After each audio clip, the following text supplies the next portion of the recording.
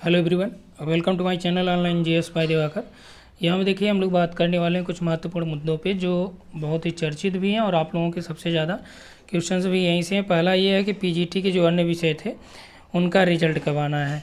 ठीक, 12 विषयों का जो आ गया था तो ये रिजल्ट कब आएगा इसकी बात करेंगे। और तदर्थ की लगभग कितनी सीटें जुड़ रही हैं और यूजीसी नेट का एडमिट कार्ड के बारे में।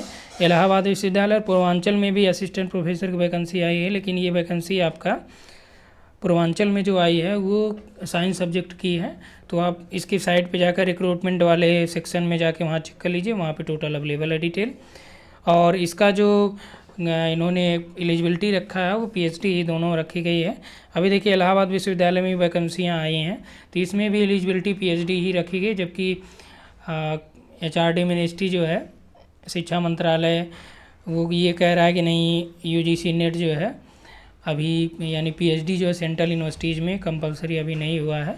इस साल जो है इनको छूट दे दी जाएगी। फ़िलहाल जो ये नियुक्तियाँ सेंट्रल यूनिवर्सिटीज़ में या स्टेट यूनिवर्सिटीज़ में या अदर जो यूनिवर्सिटीज़ हैं वहाँ पे होती हैं तो वहाँ पे पीएचडी वालों को ही ये मिल पाता है, क्योंकि इनको भारांक जो है 30 या 25 के आसपास भारांक मिल जाता है।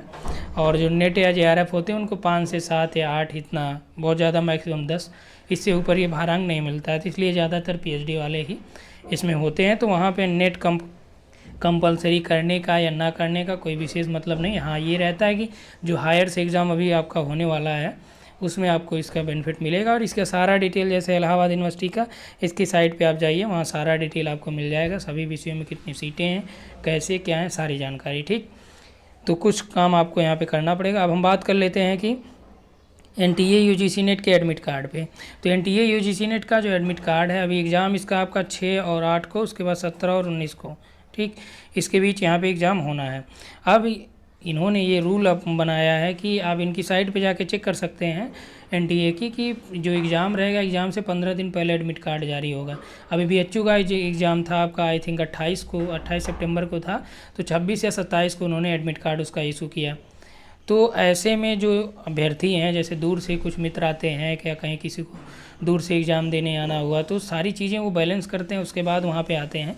तो यदि ये मान लीजिए नेट जो है 2 दिन पहले एडमिट कार्ड जारी करेगा फिर तो उनके लिए प्रॉब्लम हो जाएगी।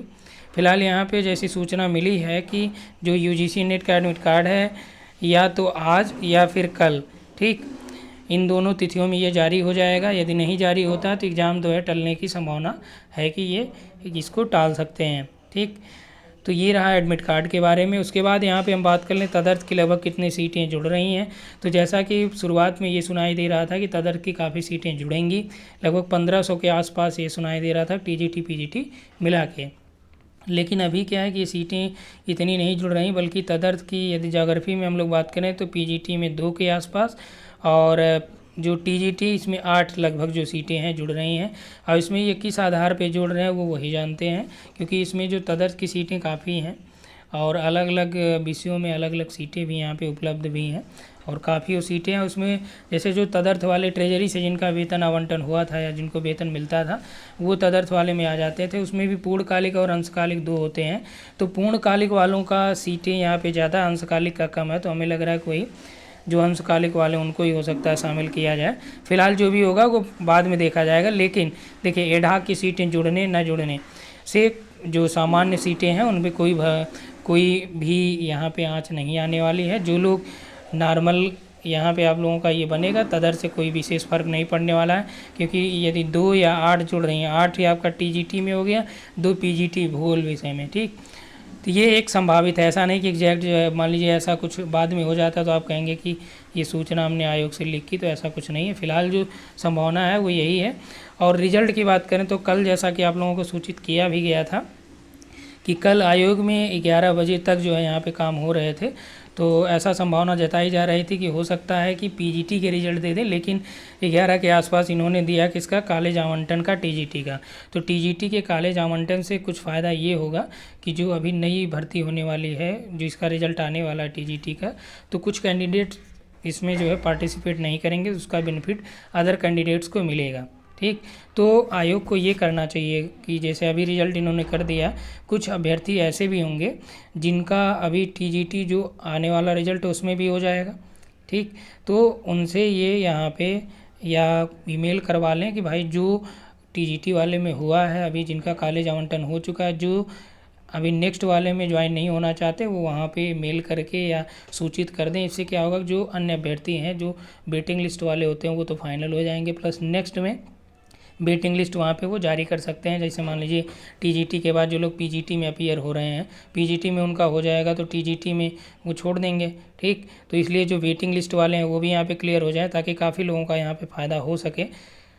और ये ऐसा करना चाहिए, या आप अपनी तरफ से भी मेल से सूचित कर सकते हैं। फ़िलहाल जब तक आयोग जो है ये सूचना नहीं देगा, उसे ऑफिशियली ये करना चाहिए जो टीजीटी में हुए हैं और जो आगे टीजीटी में ज्वाइन नहीं करना चाहते हैं या उसमें शामिल नहीं होना चाहते हैं, वो जो है अपना मेल और रोल नंबर और सारा जानकारी जो है मेल से या पत्र व्यवहार से जैसे भी वो मांगना चाहें वो वहाँ पे भेज सकते हैं। ऐसा टीजीटी जो कॉलेज आवंटन हुआ उसके संदर्भ में हो सकता है, लेकिन जिनका जैसे दूर दराज कॉलेज होता है तो वो फिर भी कोशिश करते रहते हैं कि उनका इसमें हो जाए दोबारा से और अच्छी रैंक आने पे अच्छे कॉलेज मिल जाए।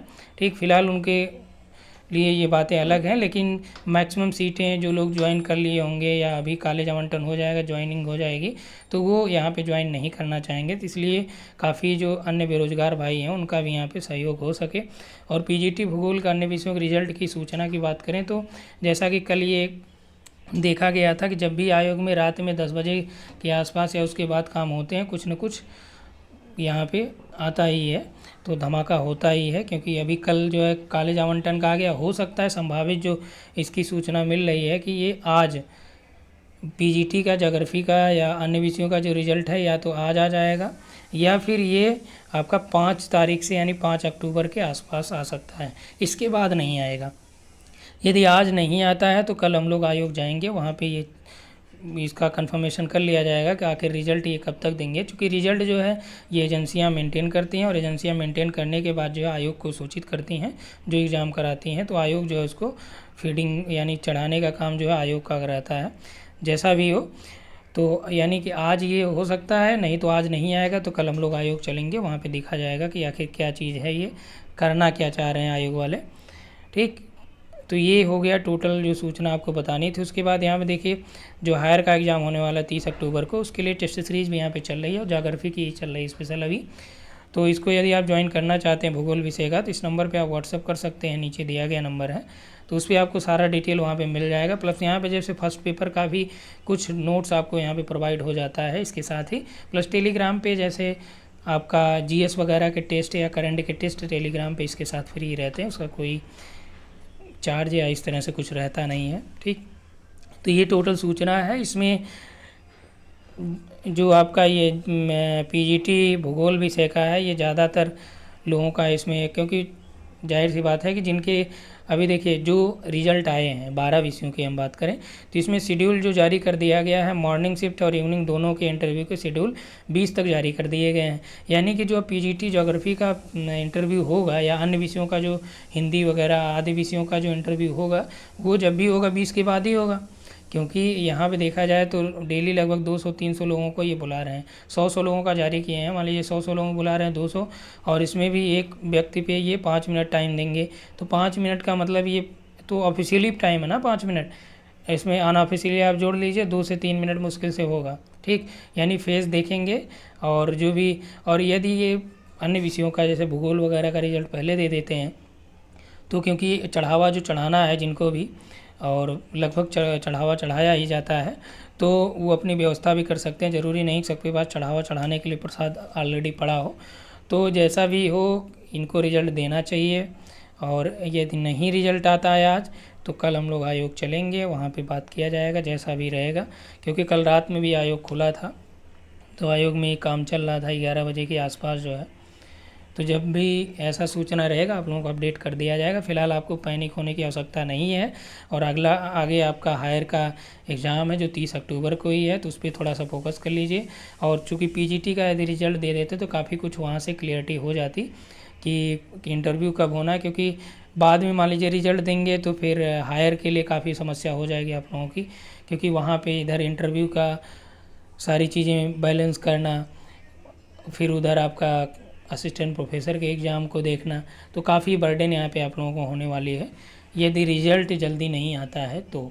और संभावना यही है कि आज या तो 5 से पहले किसी भी हालत में इनको देना चाहिए रिजल्ट, और आएगा ये, ठीक।